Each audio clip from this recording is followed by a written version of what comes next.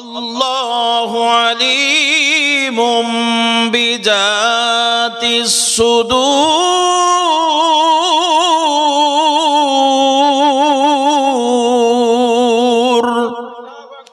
আল্লাহ বলেন, বান্দা আমি তোমার অন্তরের খবর জানি। আপনার আমার অন্তরে যেটা উদয় হয় ওটা জবানে আসার আগে আল্লাহ তাআলার আরশ আজিমে পৌঁছে যায়। সুবহানাল্লাহ বলেন।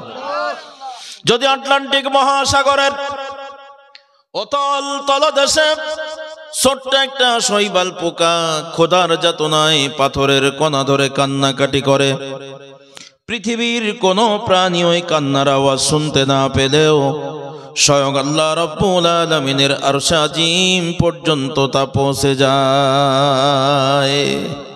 সুতরাং আজকের আমাদের মা বোনেরা, আপনারা ভাই বাবাজিরা অনেকে এসেছেন এই গভীর রাত্রিতে। যদি আপনাদের উপস্থিতি একমাত্র আল্লাহ তাআলার খুশির জন্য হয়েই থাকে, অন্য কারোর খুশির জন্য না হয়ে থাকে, তাহলে যিনি আমাদের উপরে খুশি হবেন, জোরে বলেন তিনি কে? আর জোরে আওয়াজ দিয়ে বলেন তিনি কে? আল্লাহ যদি কোনো বান্দার উপরে খুশি হয়ে যায়, ওই বান্দার জন্য আল্লাহ তাআলা পরকালে একটা শান্তির জায়গা প্রস্তুত করে রেখেছেন। জায়গাটার নাম কোরআনের ভাষায় জান্নাত। একটু সুবহানাল্লাহ বলবেন না? আর আল্লাহ তাবারক ওয়া তাআলা যদি কোনো বান্দার উপর অসন্তুষ্ট হয়ে যায়, ওই বান্দার জন্য আল্লাহ তাআলা পরকালে আরেকটা জায়গা প্রস্তুত করে রেখেছেন, রেডি করে রেখেছেন, গুছিয়ে রেখেছেন। জায়গাটার নাম কোরআনের ভাষায় জাহান্নাম। আজকের মজলিসে আপনারা যারা আছেন, যদি বুঝে থাকেন মানুষের জন্য আল্লাহ তাআলা কয়টা জায়গা বরাদ্দ করে রেখেছেন, একটু জোরে আওয়াজ দিয়ে বলেন।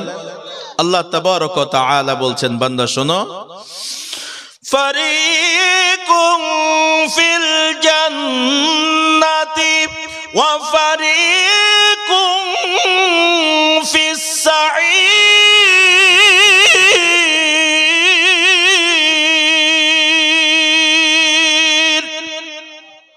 বান্দা, একটা রাস্তা হলো জান্নাতের আর একটা হলো জাহান্নামের।